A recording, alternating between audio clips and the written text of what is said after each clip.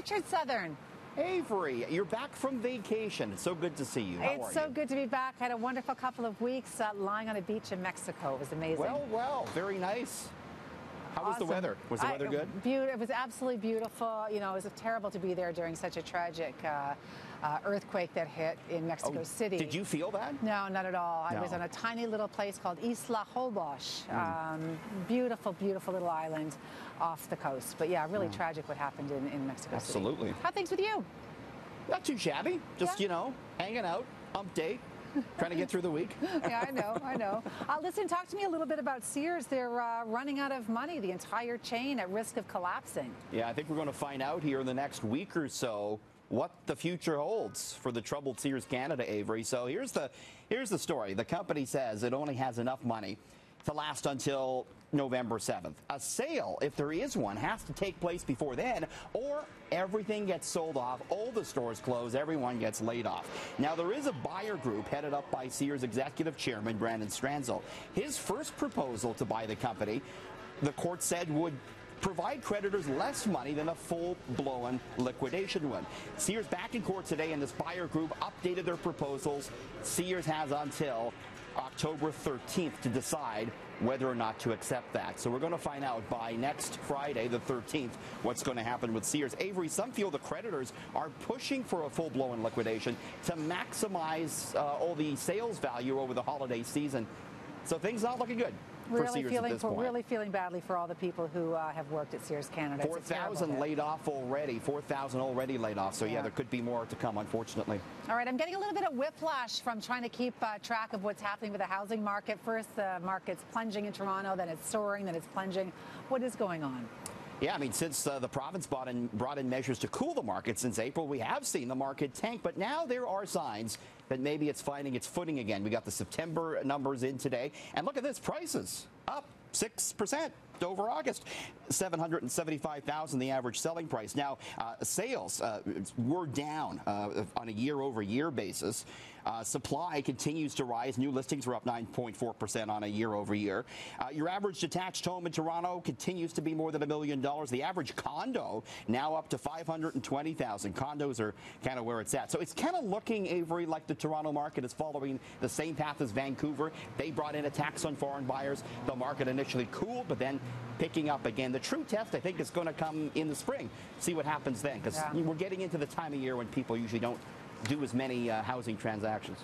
Always a big market in the spring. Listen, marijuana legalization is around the corner. Obviously, everyone in the government is sort of rubbing their hands in glee at all the taxes that are going to be coming their way.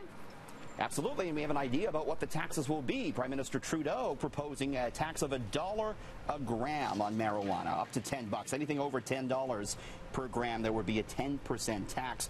The provinces and territories would receive half the revenue, although the premiers are arguing that the provinces are the ones footing the bill for all the regulation and enforcement, and they should therefore get the lion's share of the revenue. So they're still debating this, but $1 per gram tax, that's less than what many thought. We did see stock in the marijuana producers head higher today, Avery.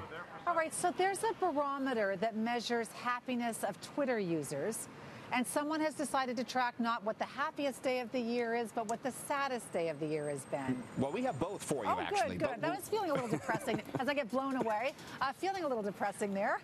Yeah, no, we brought this up because we just notched a new saddest day, unfortunately. But this looks at terms like I feel and I'm feeling to measure this. So Monday, October 7th, the Vegas shooting, the saddest day of the year, according to Twitter.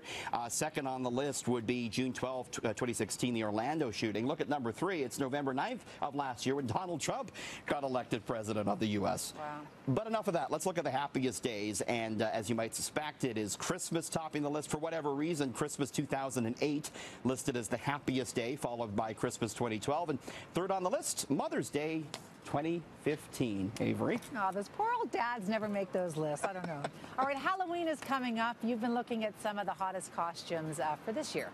Yeah, and I think this first one you might see maybe around the newsroom, Avery. How about a fake news costume? Fake news. $55 for this, and I'm sure some journalism students and whatnot will be going out in that one. Donald Trump, of course, we're going to see a lot of that. Very cliche, mind you. $10 for a Donald Trump wig. Get your black suit and red power tie. Wonder Woman's going to be very popular. $45 for this big summer hit at the box office. Pennywise, this is probably going to be the most popular overall. I saw that movie. Me too. That was scary, I thought, wasn't it? Yep. $60 for Pennywise. And I think we're going to see some Hugh Hefner this year because, of course, he just passed away. Yeah. So $40 for your evening jacket there. And look at this last one. This is going to be popular. Pregnant Kylie Jenner, believe it or not. The costume comes with a white mini dress, a fake pregnant stomach, an iPhone, and a wig for $60. I will make you a promise that I swear I will never, ever break. I will not be pregnant Kylie Jenner for Halloween. And that's why we like you. That's why we like you very much. All right, listen, the Leafs drops the puck on another season tonight. How do the gamblers think that this team's going to do?